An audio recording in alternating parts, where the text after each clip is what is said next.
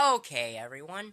I'm here for another retro review. It's been a while since I did one of these. I think the last time I did one was last summer. So it's been close to a year. But these retro reviews do not ever really have a set schedule. I do them whenever I choose to. But I do know this. Today we're looking at a WCW show, as that's the next show. As that was next after, because the last one was a WWE show. Uh, and the subject for today, for this review, is Road Wild 1997, the second pay-per-view from Sturgis, South Dakota, that WCW did. Although, because the first one was called Hog Wild, they dropped that name, went to Road Wild, but all four of these shows were at the same thing. The Sturgis Motorcycle Rally in Sturgis, South Dakota, the final day of it. I don't ride a motorcycle, I don't have a motorcycle, so I don't really know how. I mean, I can imagine it's probably a big deal, but this was a show for 4 years WCW made no actual money off of ticket sales for because the thing was free.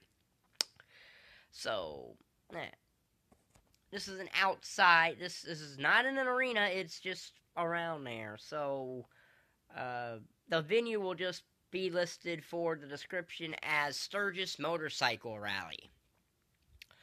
Anyway, this is a 9-match card. Yeah. We open with Harlem Heat versus Buff Bagwell and Scott Norton, known as Vicious and Delicious. This is an okay tag match. It's an average tag match. And the biggest theme of this show is WCW versus NWO. Because this is also coming off Lex Luger had won the WCW Championship, defeating Hulk Hogan just 5 days prior to this. So, just almost a year from when Hogan first won when Hogan won the title after joining the NWO. So, Harlem Heat promised a surprise that turns out to be Miss Jacqueline. That for some reason the announcers say is another major plus for WCW, which she was already a part of the WCW thing because she wasn't in the NWO. This wasn't an NWO defection. This was a Dungeon of Doom defection, technically, but the Dungeon of Doom was a WCW stable. Whatever. Anyway, the finish comes when Booker T pins Scott Norton, and Jacqueline holds his foot, but it's under the rope. Now, the referee doesn't see it anyway, so it doesn't matter, but it's under the rope. 2.5 stars. Okay tag match. Decent little opener. So then we get Rey Mysterio Jr. versus Konnan. A no disqualification match, technically. Which is almost one-sided, but Konnan works over Rey's knee, because Rey's coming off a knee injury here. He unmasked Rey Mysterio, but this was before WCW took the mask off of him anyway, so you don't see it. And eventually Konnan hits his 187 move and then puts on the Tequila Sunrise, and Rey Mysterio taps out. Rey Mysterio Jr. taps out. And Konnan wins the evening to score 1-1 when it comes to WCW versus NWO. So yeah. Another average match, another 2.5 star match, so not horrible start to this show. Because, so then we get a tag team elimination match as it's Steve McMichael and Chris Benoit versus Jeff Jarrett and Dean Malenko. Well, it's kind of more like just Steve McMichael and Chris Benoit versus Dean Malenko because Jeff Jarrett doesn't do anything in this match. He gets tagged in, does a jawbreaker on McMichael, but he basically puts McMichael into a pin. He throws McMichael on top of him and just stays there to get counted out, and the ref counts to 1, 2, 3, and Jarrett gets eliminated. He's the U.S. champion here at this time. I believe this would lead to a match between Malenko and Jarrett at Fall Brawl 1997. I don't exactly remember, but I believe it did that. So that obviously leaves Malenko against both McMichael and Benoit, and McMichael and Benoit eventually went after a Tombstone Piledriver to Malenko, and that's the match. Again, not a horrible match. it's a 1.5-star match because it predominantly is a handicap match that's almost a squash for the majority of the match. So then we get the WCW Cruiserweight Championship match. Alex Wright versus Chris Jericho. Now, Chris Jericho is the former champion who had lost to Alex Wright, who had actually cut weight to make the Cruiserweight limit of 225 pounds. This is a good match. It's the best match so far on this card.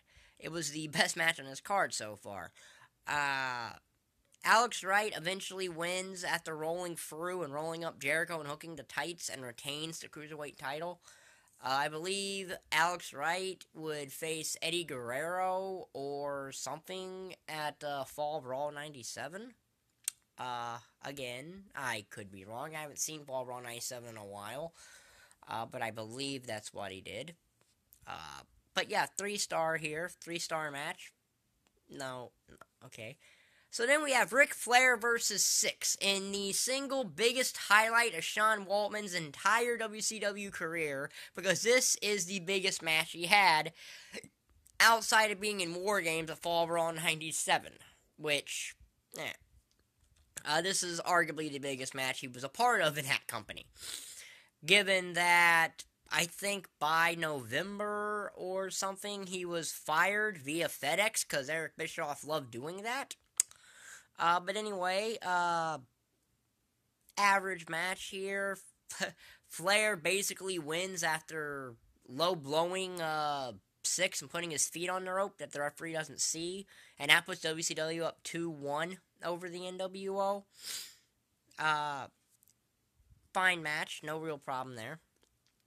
So then we get Diamond Dallas Page versus Curt Hennig. Now this match came about after Hennig and Page couldn't get on the same page at Bash at the Beach 1997 in a tag match that they were having. In a tag match they had.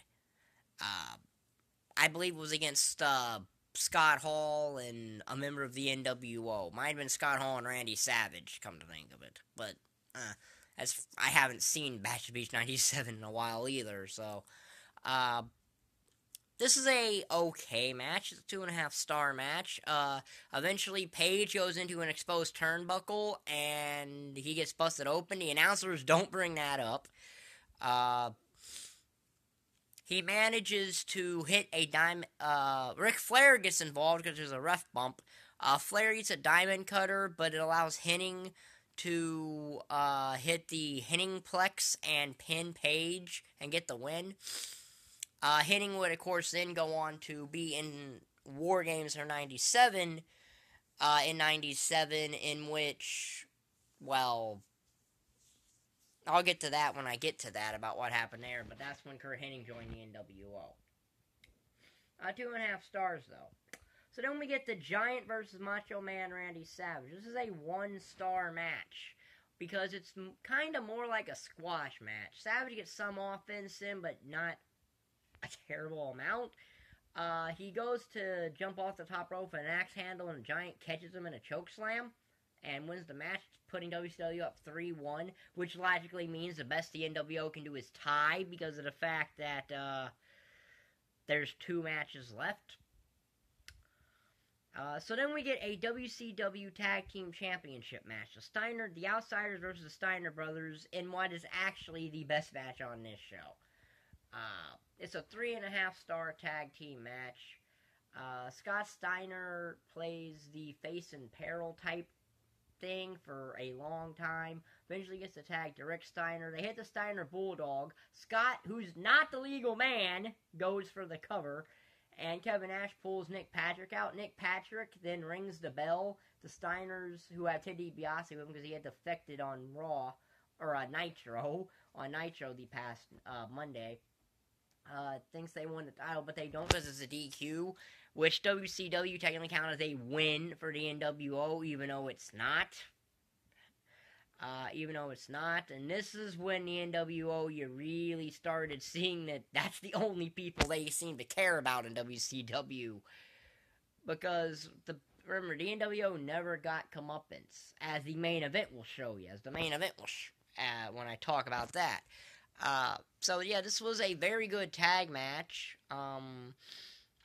the finish would not have held up anyway, because, again, Scott Steiner wasn't the legal man. Now, I know that I shouldn't be talking about that in a pay-per-view that's 22 years old almost. That's 21 years old, but hindsight is 20/20 half the time, and anyway, and kayfabe anyway, Eric Bischoff would have seen that and somehow got the titles back to the Outsiders, so it probably wouldn't have made a difference anyway. Oh, I know. So then we get the WCW World Heavyweight Championship match. Lex Luger versus Hollywood Hawk Hogan. This is Lex Luger's last WCW Championship reign, and it's 5 days.